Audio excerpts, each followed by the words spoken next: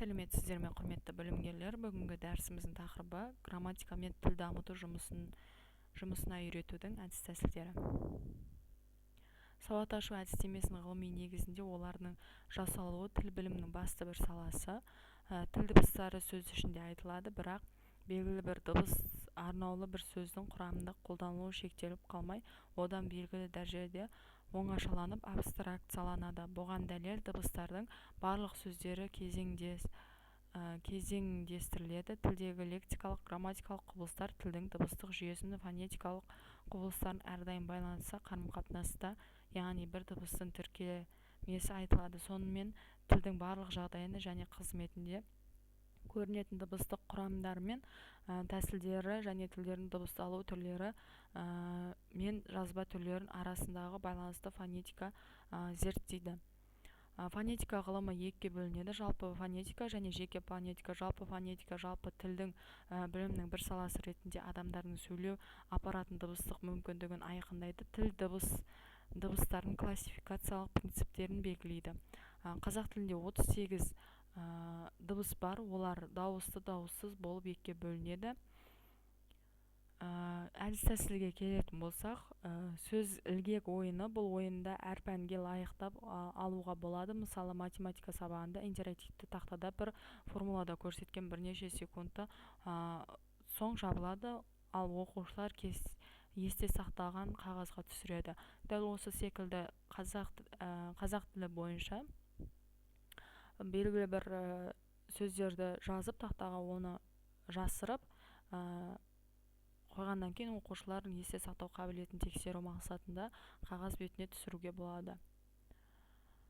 Солай ма әдісі оқушылардың жұптасып отырып, әр жұпқа бірнеше тұжырым, ереже, анықтама тағы да басқа жазылған парақша тараптарында парақшалар таратылады. Ол тұжырымдарды бір-екеу жалған болуы тиіс. Оқушылардың осы жалған тұжырымдамалар табу керек. Егер тұжырым бұрмаланған болса, онда дұрысын айтады.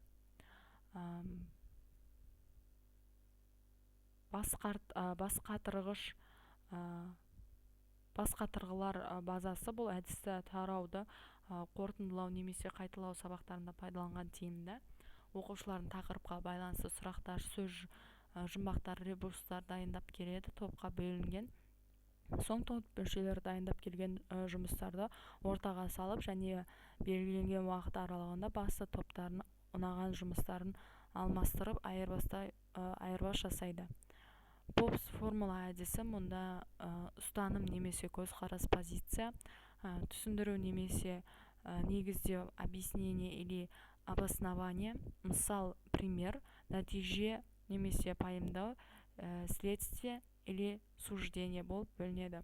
Мұнда оқушылар менің ойымша деп өздерінің ойларын білдіреді және себебін келтіреді, және мен мұны келесі мысалдармен дәлелдеймін деп дәлелдерін, дәйектерін келтіреді. Сонымен қатар нәтижесін шығарады. Сыныптағы дарынды және талантты балаларды оқыту сабақтың мақсатын өлшеу, жұмыстарын өзін-өзін бағалау, бір мезетте барлық оқушыны бағалауға мүмкіндік береді. Бұл білу, түсіну, қолдану, яғни сабақта не білді, қолданды, түсінді және қалай қолдану керектігін көрсетеді. Бұнда білуде оқушылар тақырыпты қатысты білетін барлық терминдерін жазып алады. Түсінуде оқушылар қаншалықты түсінгенін білу үшін бірінші табақшаға жазып, салынған терминдердің түсініктемелерін жазып салады. Қолдануда оқушылар білімдерін қолданылатын көрсету үшін есеп немесе сөздер жазу арқылы салады. Құпия зат, мына зат бойынша деген әдіс-тәсіл. Мұнда 5 сұрақ қарастырады. Бұл не деп сұрамаңыз, яғни белгілі бір заттар көрсетіледі, яғни сол заттарды қандай заттар екенін сөздерін жазып бір-біріне жасыру қажет. Келтірілген мысалды пайдалана отырып жоқ сөздерді қойыңыз. Мұнда машина үшін металл, жиһаз үшін ағаш, кітап үшін қағаз, қағаз үшін ағаш деген секілді мысалдар келтірілген. Мұғалім затқа қатысты баламаларды ұсынуы тиіс. Яғни мұғалім белгілі бір заттарды айтады, сол заттарға қатысты баламаларды оқушы өзі жазады.